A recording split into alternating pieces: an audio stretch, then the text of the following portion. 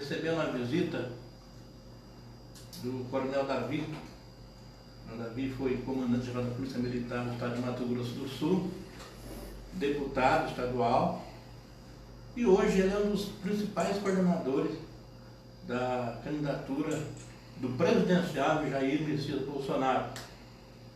Duas pessoas podem, aqui no Mato Grosso do Sul, falar em nome do Jair Messias Bolsonaro. Um fica lá em Dourado, é o Rodolfo Nogueira, que é o presidente regional do partido.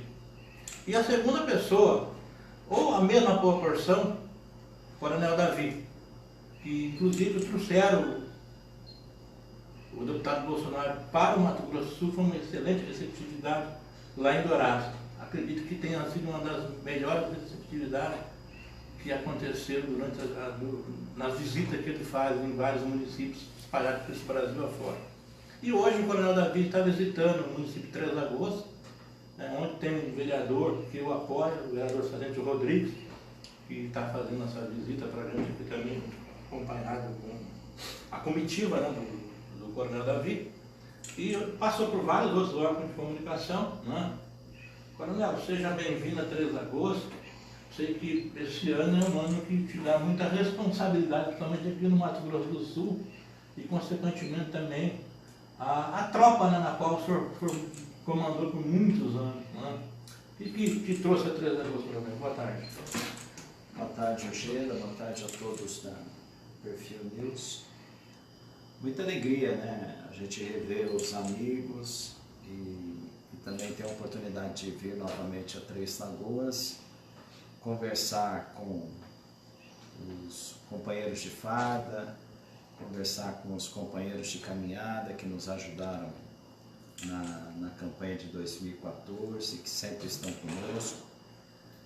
Cumprimentar aqui meu amigo, meu parceiro, o vereador Sargento Rodrigues, e dizer que realmente é um ano de muita responsabilidade. Mas não é uma responsabilidade só do Coronel Davi. Eu acho que é uma grande responsabilidade do povo brasileiro, que tem agora a oportunidade, nas eleições deste ano, de realmente nós darmos um basta a tudo que de ruim aconteceu e vem acontecendo dentro da política nacional, envolvendo homens públicos, e que, diante desse quadro, a gente oferece um produto novo, um produto com garantia estabelecida e uma pessoa que sempre cumpre aquilo que fala e tem no seu exemplo, talvez, a maior propaganda que ele poderia ter nesse momento, que é o Jair Bolsonaro. E a gente espera realmente que em outubro o povo brasileiro possa dar uma demonstração de civismo, amor à pátria e um basta à corrupção e a todos os desvios que a gente vê acontecer no Brasil atualmente. Eu quero apresentar minha colega, a Gisele Beto. Gisele ela está aqui para o Perfil uns 3, 4 meses, veio de São Paulo, e ela tem ajudado bastante aqui a mostrar a pujança de Três Lagoas da região e, consequentemente, do Estado. Né? E ela também tem algumas perguntas para me fazer, eu deixo aberto. Também quero aproveitar, estou recebendo a visita, ele estava aqui já, o meu amigo Wagner Cristóvão, está acompanhando a entrevista aqui com a gente, mas eu quero deixar aberto as minhas perguntas para a jornalista Gisele, na qual eu posso fazer, porque nós vamos fazer várias perguntas. Tem muitas pessoas que no jeito. Aperta o coronel lá, não vamos apertar o coronel agora. No bom sentido, é claro. Coronel, a primeira coisa que eu queria perguntar para o senhor falou em oferecer um produto novo, né, à população. Uma das coisas que a gente costuma dizer nas inserções que a gente tem aqui no jornal é a importância das pessoas se envolverem com a política. Muita gente acha que a política é um assunto chato. Eu não acho que seja um assunto chato, é um assunto complicado. Então, pela dificuldade que as pessoas têm em entender, elas têm dificuldade em se expressar e preferem deixar de lado. E a gente sabe que quando uma pessoa deixa a política de lado, outra pessoa não deixa a política de lado. E assume as responsabilidades por ela, enfim. Assim que as eleições são feitas.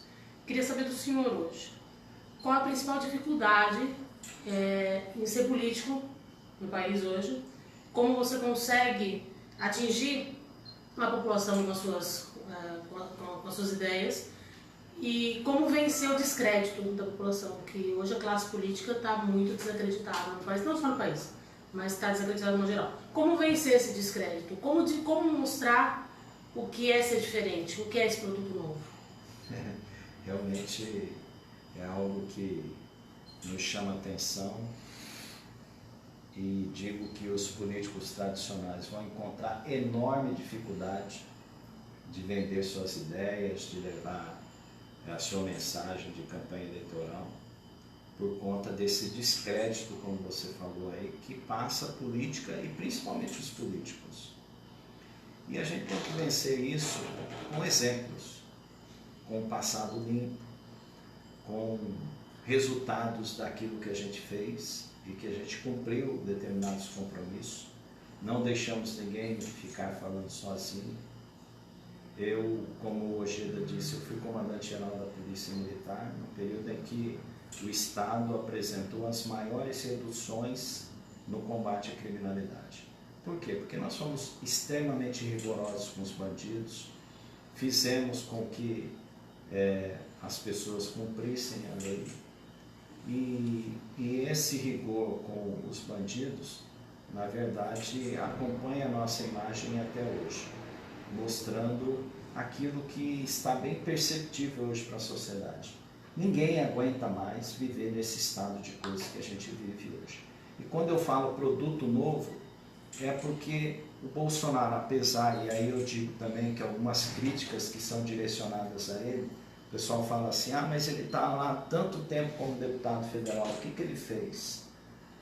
Ele está há tanto tempo como deputado federal e nunca, em nenhum momento, alguém pôde levantar, falar alguma coisa que pudesse levar o entendimento de que o Bolsonaro estivesse envolvido em algum ato de corrupção. Diferentemente daqueles que estão lá há muito tempo, ou outros que entraram há pouco tempo e foram seduzidos pelo poder da corrupção. É esse produto novo, é essa nova mensagem de que as pessoas realmente têm que participar da política. Porque aquele que não participa da política, ele é dominado por aquelas pessoas que estão dentro da política.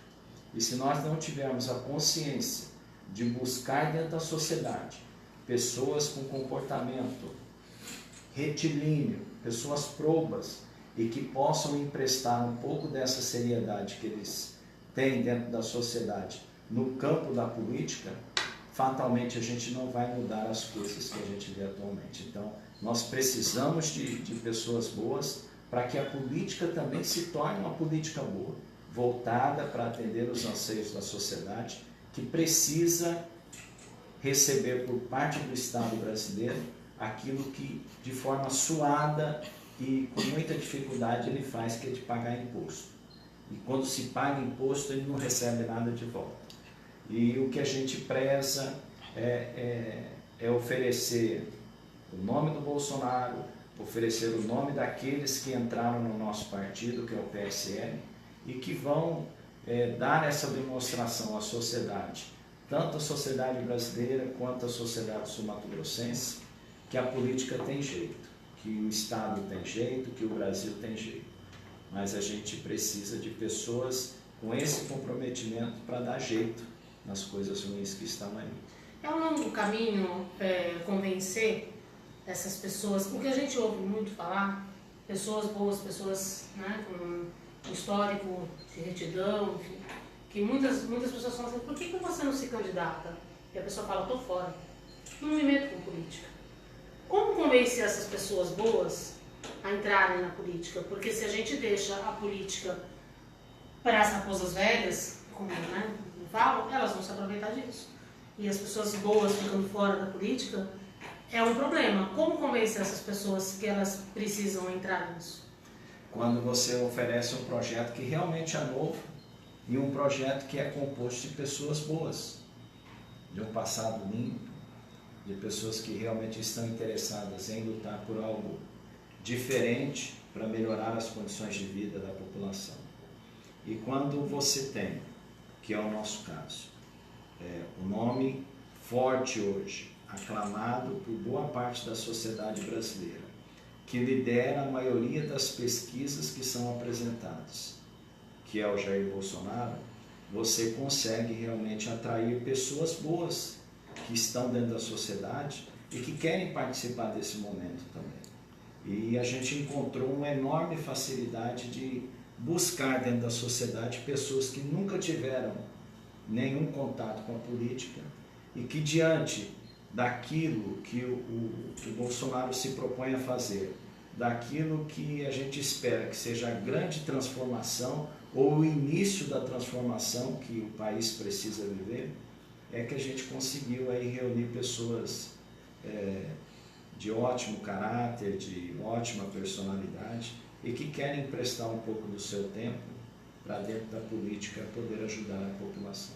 Coronel, dos pilares que constroem uma sociedade decente e uma sociedade boa, né? A gente tem educação, saúde, moradia, segurança, cada uma com a sua participação. O senhor elege alguma dessas áreas como um pilar mestre? A gente pode dizer que a partir de uma dessas áreas, desses maços de sustentação do país, a partir daí a gente consegue arrumar os outros? Onde eu quero chegar? O deputado Bolsonaro foca, e o senhor também, que é a área de especialização de vocês, na segurança pública. Eu ouvi uma entrevista do senhor dizendo que prefere construir escola do que presídio. O senhor acredita que seja a educação o caminho para arrumar o resto das coisas? Sem dúvida, sem dúvida.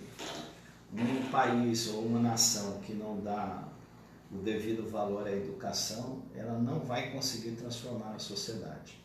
E a gente só consegue transformar a sociedade dando conhecimento à sociedade. E não tem instrumento mais eficaz para a gente conseguir isso que não seja através da educação. Logicamente que a segurança pública, ela exerce um papel fundamental.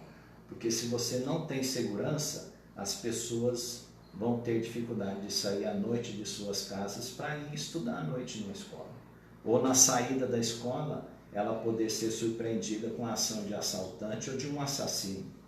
Mas eu entendo que a mola mestra para a gente mudar as coisas aqui no Brasil, para iniciar essa revolução que a gente quer iniciar, que é uma revolução de ideias e não uma revolução de armas, deixar bem claro, e tudo que a gente conseguir vai ser através da vontade popular, sem nenhum tipo de artifício por trás disso.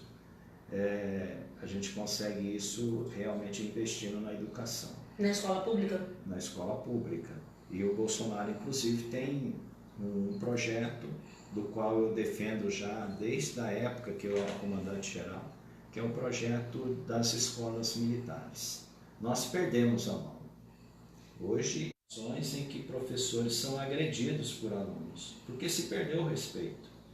Então, quando se perde o respeito, nós temos que trabalhar no sentido de recuperar esse respeito. E esse respeito começa a ser readquirido através da disciplina. Então é importante que nós tenhamos disciplina dentro das escolas. A gente não quer transformar a escola em quartel, mas a gente quer transformar a escola num ambiente saudável em que o professor tenha plena consciência de que ele entrando na sala de aula, ele não será interrompido, ele não será xingado, ele não será agredido por nenhum dos alunos. Ele vai estar ali realmente para transmitir conhecimentos e esses alunos estarão ali aptos a receber esses conhecimentos, mas com a devida educação, com a devida disciplina. Sem isso, pode muita gente apresentar outro tipo de receita que vai estar enganando a população. A gente precisa de ordem, a gente precisa de disciplina, mas antes de tudo a gente precisa respeitar um protagonista que hoje é totalmente desvalorizado, que é o professor. Se você não fizer isso, nação nenhuma consegue se desenvolver. Não adianta a gente ficar falando, vamos construir um foguete e mandar para Marte, se tem alunos que passam fome, se tem alunos que não comem direito nas suas casas e tem a única refeição saudável dentro da escola. E aí vai um administrador público e desvia o dinheiro e a diretora, ou o secretário de educação, ou o prefeito não consegue comprar merenda. Então, tem muita coisa que precisa ser feita. eu acho que a gente vai levar aí uns 20, 30 anos para deixar o Brasil do jeito que a gente quer, imitando as grandes nações do mundo. Mas um dia a gente tem que começar a fazer essa mudança. E eu acho que essa mudança começa agora, em que há um descrédito total das pessoas que estão aí no poder e que precisam ser trocadas mais por pessoas comprometidas. Deixar o jeito. Coronel, obviamente, para que a política de Bolsonaro, a candidatura e a candidatura dele aqui no Mato Grosso do Sul, é preciso ter uma eleição majoritária. Como é que está a situação? Como é que estão os entendimentos para que isso seja avançado na eleição majoritária? Ou vocês pretendem apoiar o que já estão aí? E aí, das pessoas que apoiam o Bolsonaro, que algumas têm inclusive esse tipo de preocupação. Nós do partido, do PSL, tanto os diretórios regionais como o diretório nacional, nós temos dois grandes objetivos. Primeiro, é eleger o Jair Bolsonaro como presidente da República. O segundo é nós elegermos uma bancada federal que dê sustentação ao governo do Jair Bolsonaro, que é aquilo que a gente trabalha, que é aquilo que a gente torce e é aquilo que a gente espera que aconteça no ano que vem. Eu estava falando aqui, a gente precisa implementar mudanças no Brasil. A gente precisa fazer o Brasil ir pelo caminho correto da moral, da ética, do respeito, mas a gente não vai conseguir isso se mesmo chegando lá uma pessoa com boa intenção e com capacidade de fazer essas mudanças que o Brasil precisa, que é o Bolsonaro, se nós não dermos um instrumento adequado para ele ter governabilidade. E para se ter governabilidade no Brasil, no regime democrático, ele precisa ter a sustentação do poder legislativo. E ele só vai ter essa sustentação se ele conseguir ter a maioria para poder governar. Então é por isso, Rogério, que a prioridade do PSL nesse momento não é apresentar nomes para concorrer ao governo do Estado. A gente tem um projeto que é de fazer o Bolsonaro presidente, um projeto de nós temos uma bancada federal. Então, algumas questões estão sendo estudadas aqui no Mato Grosso do Sul. Tem muita gente que nos perguntam a respeito, não fica com fulano, não fica com cicrano, não tem nada a ver com o discurso do Bolsonaro. Só que na política a gente tem que manter seriedade, honestidade, a gente tem que cumprir compromissos, mas a gente tem que ser pragmático. Para ganhar a eleição, para a gente fazer deputado federal, e eu falo pela situação do PSL aqui no Mato Grosso do Sul, nós não conseguiríamos fazer isso se nós saíssemos numa chapa pura. A gente só consegue atingir esse objetivo se nós fizermos coligação. E essa composição? E essa coligação tem que ser feita com um partido que ofereça as condições necessárias para que os nossos candidatos a deputado federal tenham chance de vitória. Então a gente está buscando essa composição. Eu acho que até o início da semana já vai estar sacramentado e no dia da nossa convenção a gente vai apresentar os nomes dos nossos candidatos a deputado federal, estadual e a senador. E já poderia adiantar quais são os partidos que estão sendo negociados essa composição? Nós temos hoje 3 candidatos, né? Um candidato é o juiz Odilon de Oliveira, pelo PDT, que há um ano atrás, quando nós trouxemos o Bolsonaro e o levamos até Nioaque, que é uma cidade simbólica para o Bolsonaro aqui no Mato Grosso do Sul, tem um extremo carinho, né? Tem uma paixão pela cidade. E a gente conversando, a gente teve a oportunidade de ir para Nioaque, voltar de Nioaque para Campo Grande, conversando, tratando de assuntos aí de interesse nacional, de interesse regional. E ele nos pediu que a gente pudesse agregar mais nomes para o nosso grupo político aqui no Mato Grosso do Sul, que até então só tinha eu. E eu comecei a citar alguns nomes, entre os quais o doutor Odilon de Oliveira. E coloquei o doutor Odilon de Oliveira em contato com o Bolsonaro, conversaram, foi uma conversa proveitosa para ambos os lados. e ele recebeu o convite para integrar o nosso grupo político, mas infelizmente ele optou por outra sigla partidária e que compõe o Foro de São Paulo, que é algo que a gente quer manter distância. Por conta disso, restaram duas possibilidades, pelo menos até o momento, aqui no Mato Grosso do Sul, que seria o governador Reinaldo e o ex-governador André, que agora atualmente está com problema, a gente não sabe se vai sair ou não candidato. E a gente vinha conversando, mas eu imagino que essa semana será decisiva para a gente resolver isso e a gente ter a segurança necessária de apresentar o nome como deputado federal e a gente conseguir eleger. O partido pretende, na coligação, lançar quantos deputados federal? Vai depender da coligação que a gente fizer parte, mas eu imagino que uns 6 a 7 candidatos a deputado federal, que vai nos caber, né, apresentar, e um número maior de deputado estadual. No início, quando começou as conversações, o seu nome foi cogitado para disputar a majoritária.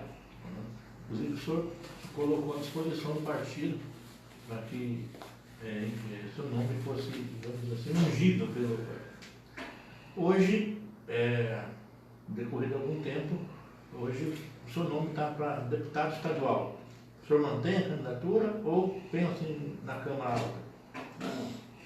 Houve convites aí para que a gente pudesse disputar um outro cargo aqui nessas eleições, mas quando a gente pegou a responsabilidade dada pelo Bolsonaro para que a gente organizasse o partido aqui no estado, e a gente, Gisele, teve um pouco tempo para organizar, porque o Bolsonaro entrou no partido em março, em abril já, ou melhor, no final de março já acabava o prazo, né? E a gente tinha pouco tempo então para fazer filiação, convidar pessoas para entrarem no partido. E eu convidei diversas pessoas a entrarem no partido e entre essas, muitas hoje são candidatos a deputado federal. E ficaria muito ruim, mesmo tendo recebido o convite do Bolsonaro, eu nesse meio do caminho a gente mudar de itinerário e frustrar o sonho de alguém que está emprestando nome, emprestando a sua vida, a sua carreira para representar o partido nessa eleição. Então a gente procurou diminuir qualquer tipo de desgaste, de qualquer problema que pudesse haver dentro do partido, para que a gente pudesse realmente ser candidato a deputado estadual. A questão da majoritária realmente surgiu a possibilidade lá no início, mas, como eu disse, a gente tem que ter prioridade. E a prioridade nossa, até agora, e vai permanecer sendo essa, que é de eleger o Bolsonaro e eleger uma bancada federal para dar sustentação a ele lá em Brasília. Mesmo que isso custe a sua candidatura? Para falar a verdade, Rogério, talvez se não fosse o Bolsonaro, talvez nem fosse mais candidato. Mas é o sentimento que ele nos inspira e que nos faz realmente, novamente, enfrentar as urnas. Porque a gente acredita que é algo possível de acontecer no Brasil, da gente buscar uma transformação. E a gente chegou a estar bem posicionado nas pesquisas para governador. Na capital, inclusive, a gente tem 10%, numa das últimas pesquisas que foram divulgadas, a gente chegou a 10% da intenção de voto, bem próximo dos demais candidatos, que daria, a gente poderia até vislumbrar aí uma possibilidade futura, mas isso nos tiraria do foco de como coordenador da campanha do Bolsonaro aqui no Mato Grosso do Sul, a gente conseguir aquilo que para nós é o objetivo maior. Se eu fosse candidato a governador, certamente eu só teria tempo de cuidar da minha candidatura. E acho que nesse momento a gente tem que prezar por algo maior que a eleição do Bolsonaro. Coronel, a gente tem visto a aproximação do Bolsonaro na questão com os ruralistas, os empresários do setor rural. Temos visto aí várias entrevistas dele participando, inclusive esteve recentemente aqui no interior de São Paulo, naquela feira AgriShow. E ali ele foi muito bem recebido. O senhor acha que uma futura eleição do Bolsonaro, uma composição no Ministério, o senhor acha que o Mato Grosso do Sul poderá ter, digamos, seu nome, digamos assim, bastante opções para compor um possível ministério ligado ao campo? Eu acredito porque o Bolsonaro conseguiu essa ligação com os produtores rurais através do nosso presidente, o Rodolfo Nogueira, que levou ao Bolsonaro algumas pessoas ligadas à área no âmbito nacional. O DR, por exemplo. Exatamente, é o DR quem levou o Naban, que é o presidente. De Prudente, né? Isso. E que também é proprietário rural aqui no Mato Grosso do Sul. Quem fez os primeiros entendimentos com o Naban e o Bolsonaro foi o Rodolfo Nogueira, nosso presidente regional. E certamente que é uma área que também vai receber a devida atenção do próximo governo, se Deus quiser, com o Bolsonaro, porque hoje quem produz e conduz a economia e o desenvolvimento do Brasil, eles são um tanto quanto marginalizados e um tanto quanto esquecidos pelo Estado brasileiro, que permite que muitas propriedades rurais sejam invadidas, os seus proprietários sejam enxotados dela, plantações sejam queimadas, destruídas e nada que o Estado brasileiro possa fazer para reparar essa tamanha injustiça. Então, é um compromisso do Bolsonaro de que o Estado brasileiro vai garantir o direito à propriedade para que ninguém que produza alimentos, que produza riquezas e renda dentro do Brasil possa ser prejudicado por qualquer tipo de grupo ou de outros interesses eleitorais que a gente sabe que pode existir, mas que possa trazer qualquer dano aí para a economia, para um ramo da economia aí que dá grande sustentação ao PIB nacional. Inclusive, aproveitando o gancho, a questão do direito à propriedade, lá em Carapó, uma fazenda próxima, parece que houve uma invasão por indígena, algo assim. Houve até confronto, e se não me falha a memória, até morte. O senhor acha que o Mato Grosso do Sul, por ser um estado evidentemente agrícola e pastoril também, e agora entrando para a área industrial, que é aqui na região de Três Lagoas, mas na região da Grande Dourados, ainda a principal economia é o campo, né? E obviamente lá acontece muita questão de conflitos agrários. O senhor acha que, nesse sentido, o Bolsonaro vai ter uma atenção, digamos, especial para o Mato Grosso do Sul? Com certeza. Eu estive acompanhando o Bolsonaro a questão de 20 dias aqui em São Paulo, onde ele participou do Fórum Única, que é da União dos Produtores de Cana-de-Açúcar.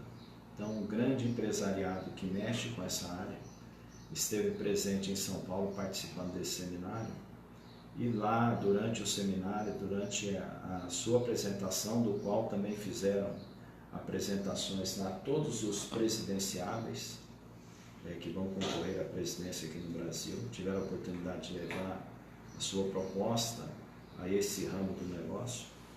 E durante a exposição, o Bolsonaro, inclusive citando o nosso nome, está aqui o Coronel Davi, do Mato Grosso do Sul, e levou ao conhecimento de todos o grande problema que a gente tem aqui nas propriedades rurais. Hoje a gente tem mais de 100 propriedades rurais invadidas por indígenas no Mato Grosso do Sul. E ele levou essa problemática ao conhecimento de todos e se dispondo a apresentar uma solução que possa garantir esse direito à propriedade, que possa dar tranquilidade ao produtor rural, que é o que nós queremos, né? Bolsonaro não é um homem que vai chegar e vai fazer revolução. Eu acho que ele vai acertar alguns pontos do país que precisam ser restabelecidos para que todos tenham tranquilidade e liberdade de trabalhar naquilo que ele merece trabalhar e produzir riquezas para o Brasil. Coronel, para finalizar a entrevista, se a meu colega quiser fazer mais alguma pergunta aberta, mas aproveitando também aqui a visita, o senhor está sendo acompanhado pelo vereador Sargento Rodrigues, eu me lembro... Grande amigo. Grande parceiro, né? E um grande vereador. Grande vereador, isso que eu ia falar agora. E muitas pessoas falam, mas militar não serve para ser político. E eu vejo na figura do vereador Sargento Rodrigues, isso ele quebra toda essa, digamos, essa corrente negativa em relação aos militares.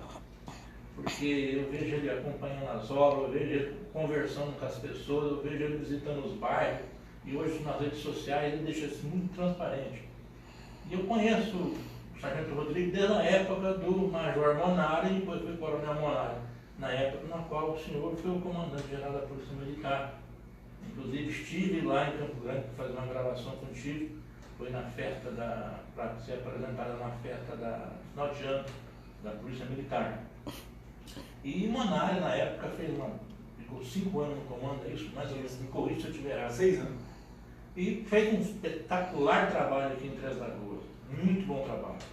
E agora, hoje, quem está no comando é o Major. O Monari era Major, passou para Tenente Coronel, hoje é o Major Delicioso, que vem fazendo um trabalho esplêndido, mesmo com toda a dificuldade que ele encontra pela frente na questão do efetivo. Né? Nesse caso, obviamente, é uma política estadual da Polícia Militar, mas a questão de segurança. Três Lagoas hoje ela faz fronteira com o estado de São Paulo. O Mato Grosso do Sul faz fronteira com o Paraguai e Bolívia. E passa 2 rodovias aqui, a 262 e a BR-158. Né? Constantemente, tanto a Polícia Militar quanto a Polícia Rodoviária Federal e quanto a Polícia Federal apreende grandes quantidades de drogas. Semana passada, por exemplo, aqui em Brasilândia, numa brincadeira que os policiais fizeram de dar uma volta pela BR, pela M395, que liga Brasilândia a Bataguaçu, questão de 5 km, conseguiram apreender 500 kg de maconha. Obviamente é preciso haver uma grande, digamos assim, união entre o governo federal e o governo do estado. Né? O que o Bolsonaro tem de ideias, de metas administrativas para esse setor da questão da segurança? Nesse sentido de fronteira. Bolsonaro esteve aqui no estado no início do ano, lá em Dourados, que você falou aí. E eu e o Rodolfo tivemos o cuidado de levá-lo até o Departamento de Operações de Fronteira, que é o DOF, para que ele conhecesse o trabalho que é feito pelos policiais militares que integram esse grupo e que têm a grande responsabilidade de cuidar das nossas fronteiras. E lá ele ficou sabendo de como que é a atuação, quais foram os resultados que foram alcançados pelo grupo durante todo esse tempo. E ele pôde perceber, o Ojeda, a Gisele, que o Estado estava completamente abandonado. E não é só o Mato Grosso do Sul. Todas as nossas fronteiras não recebem a devida atenção da União, que é a grande responsável para efetivar a segurança nesses locais. E não é só o Mato Grosso do Sul, é o Paraná, são os estados lá da região norte que também sofrem da mesma forma.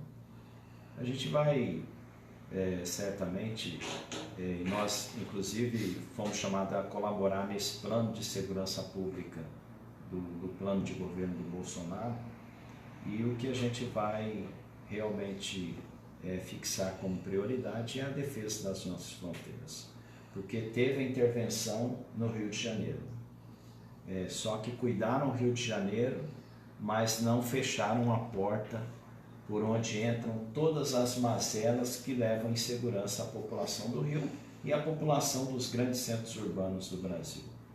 Enquanto a gente não tiver uma política realmente destinada a ter um controle das nossas fronteiras, eu não falo fechar, porque fechar é uma questão ilusória, mas a gente precisa ter o controle das nossas fronteiras, impedindo que entre drogas, que entre armas, que entre contrabando, que tanto mal faz a economia do Brasil.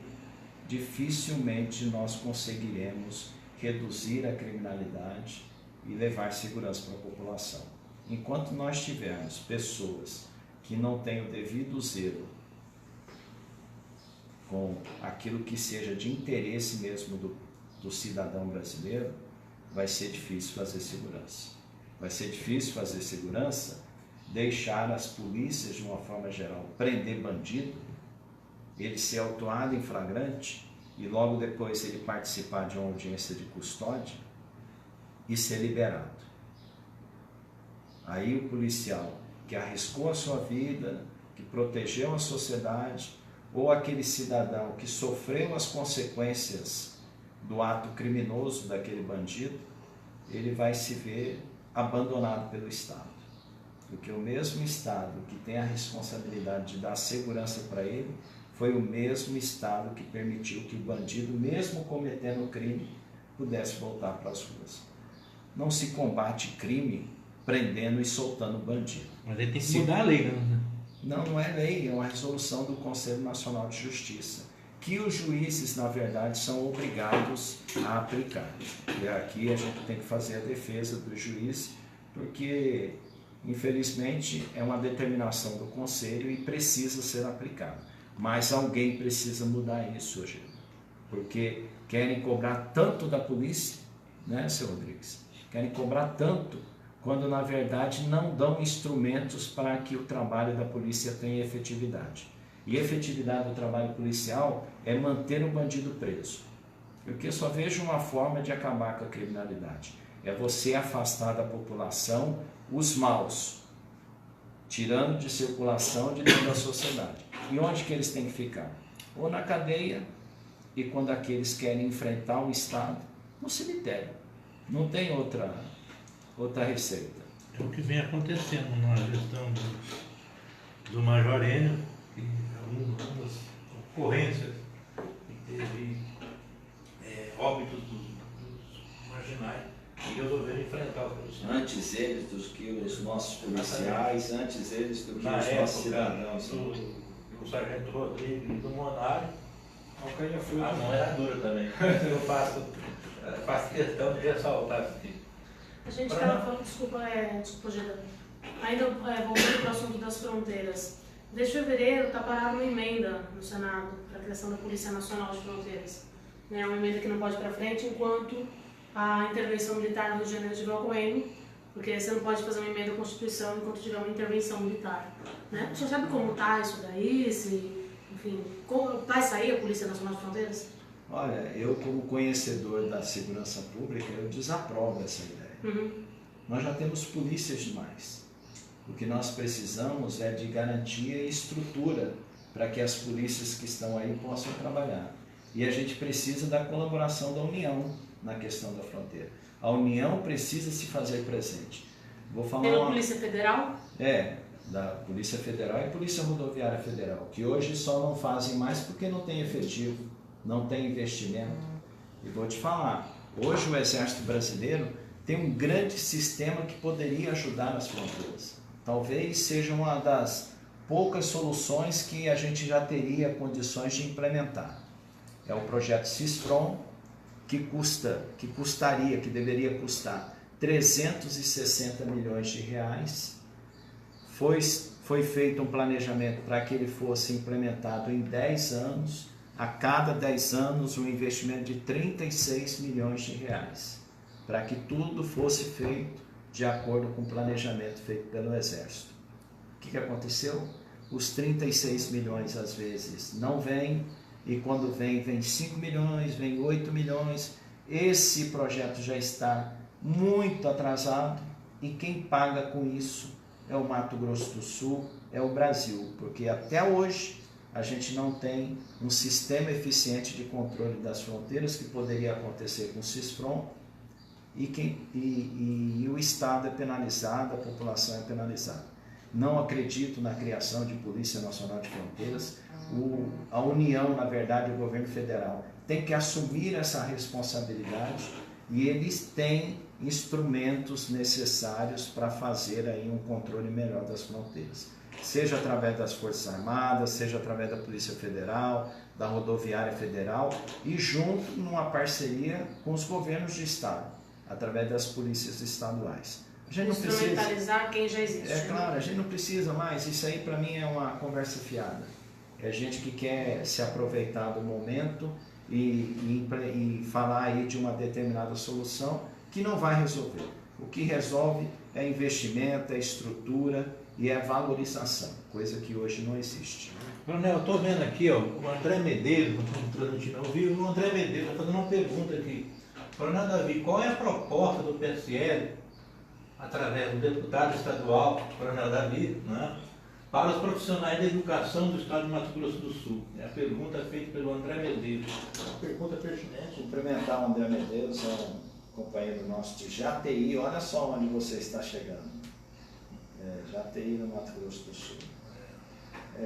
Dizer aí que, como deputado estadual, a gente sempre esteve apoiando as propostas que vêm não só do governo do estado, mas principalmente das entidades de classe. E é o que a gente vai continuar fazendo. E como eu falei aqui, a gente precisa valorizar o protagonista da mudança, do desenvolvimento, de tudo isso de ruim que acontece. E o protagonista dessa mudança chama-se professor. E ele, infelizmente, não é valorizado. A gente sempre tem, eu costumo dizer o seguinte, eu tive uma infância muito pobre, de origem muito humilde, e eu consegui vencer na minha vida por conta dos professores que eu tive, dos conhecimentos que eles me repassaram. Então, e vou te falar, Rogério, eu tinha um compromisso.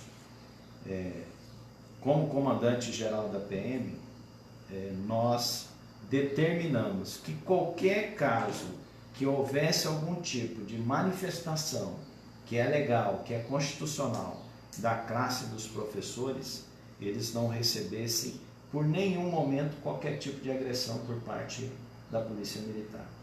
Então a gente conseguiu fazer isso,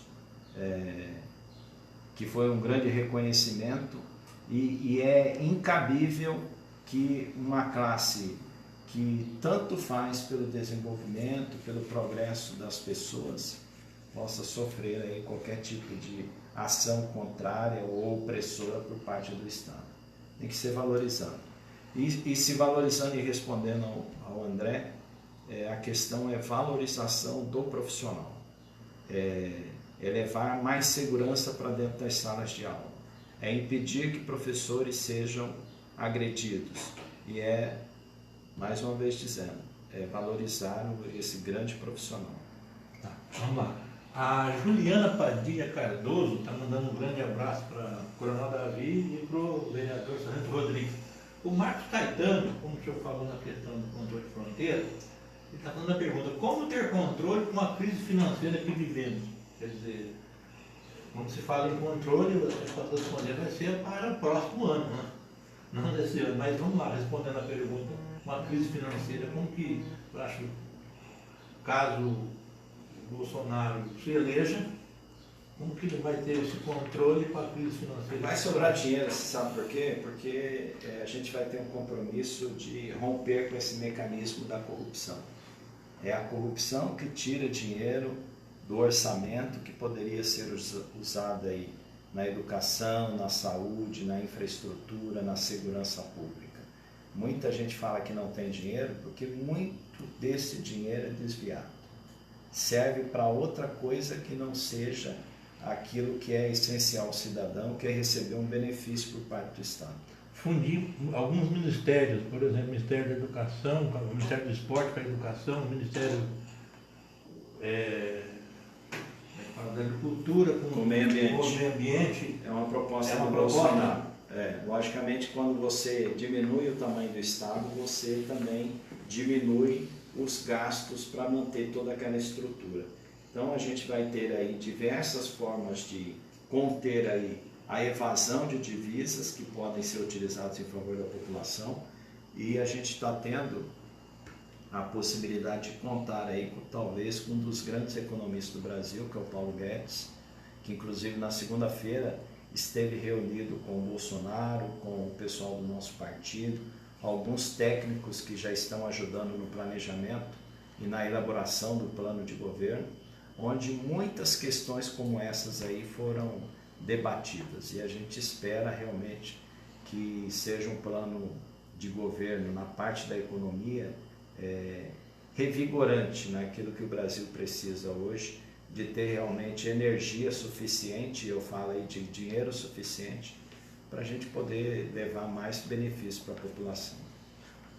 A pergunta que muitas pessoas estão me fazendo, e eu também a curiosidade minha é grande. Quem será a vice do Bolsonaro? Janaína, príncipe ou astronauta?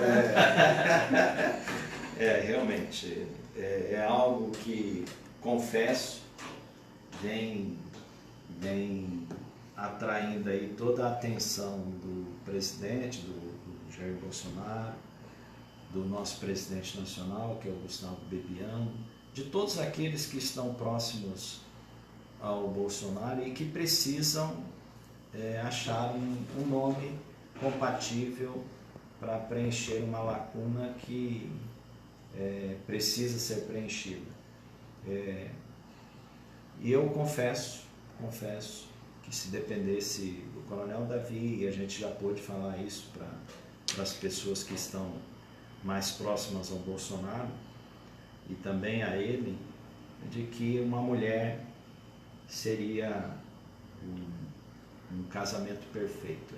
Não que existiria um homem ou uma mulher, mas a mulher representaria, sobretudo, um recado bem claro à sociedade de que o Bolsonaro não é e nunca foi machista ou qualquer tipo de outras coisas que o chamam.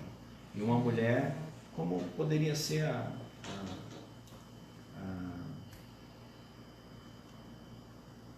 nossa vice Janaína Pascoal, poderia preencher isso, porque é uma pessoa dotada de uma grande inteligência, aguerrida, que tem também princípios da moralidade.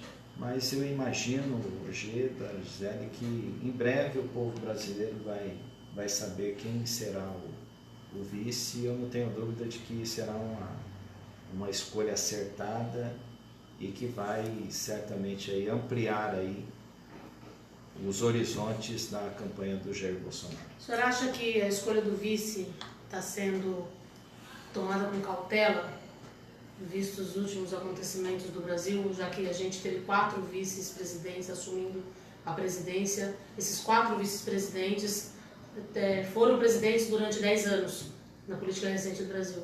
Então, você acha que a responsabilidade em assumir um vice aumentou por conta disso? Com certeza, não tenho dúvida disso. E há uma preocupação realmente muito grande por parte do Bolsonaro de que aquele que o acompanha seja dotado dos mesmos procedimentos, da mesma moralidade que ele quer implementar dentro da presidência da República. A gente quer também, e ele também quer, uma pessoa que tenha o mesmo tipo de comportamento que ele. E talvez seja esse o motivo que a gente esteja demorando um tanto quanto aí para apresentar esse nome para a sociedade. Mas quando vai subir a fumacinha? A fumacinha, ela é obrigada a subir até o dia 5 de agosto. Que é o Vocês vão deixar para o último dia? Não, eu imagino que até o final de semana, início da próxima semana, esse assunto já esteja resolvido. Porque é preciso avançar mais. A gente tem que vencer essa dificuldade da escolha do vice, mas a gente tem que ter o pensamento voltado a apresentar soluções para aquilo que o povo brasileiro precisa. É isso aí. Quero agradecer a presença do vereador Fernando Rodrigues, da ilustre visita do Coronel Davi, grande amigo, grande parceiro de muitos anos, Bastante. E jamais esperava uma situação dessa que está acontecendo, uma situação política. Inclusive, o senhor tem feito a caminhada pelo Estado, e 3 de agosto abriu essa caminhada ou já passou por outros estados, outros Não, a gente já tinha vindo aqui a 3 de agosto, mas a gente também visitou vários municípios aí do estado e a gente vem com essa proposta de realmente buscar pessoas aí de dentro da sociedade que queiram colaborar nesse momento difícil que vive a política brasileira, de emprestar seu nome, seu trabalho, a sua dedicação para, dentro de um partido político, poder fazer boa política, que é o caso do PSL. E a gente vem encontrando, Ojeda, muitas pessoas que, mesmo desiludidas com a política, ainda querem acreditar. Então, a gente agradece as pessoas que vêm acreditando nesse projeto. A gente já está com o PSL quase que totalmente constituído no estado do Mato Grosso do Sul. E eu imagino que em breve, em todas as cidades, a gente terá um representante do partido levando a nossa mensagem e defendendo os mesmos ideais que a gente defende. Ok. Agradeço minha colega Gisele Pérez, veio fazer uma visita aqui, acompanhou a entrevista do Sargento Rodrigo, o Lucas e a Márcia Hélia, que está fazendo a filmagem aqui. E Perfil News, tá de portas, como sempre esteve, está de portas abertas para o meu amigo Coronel Davi e, consequentemente, para o presidenciável Jair Messias Bolsonaro. Porta está aberta. Obrigado. Um abraço a todos.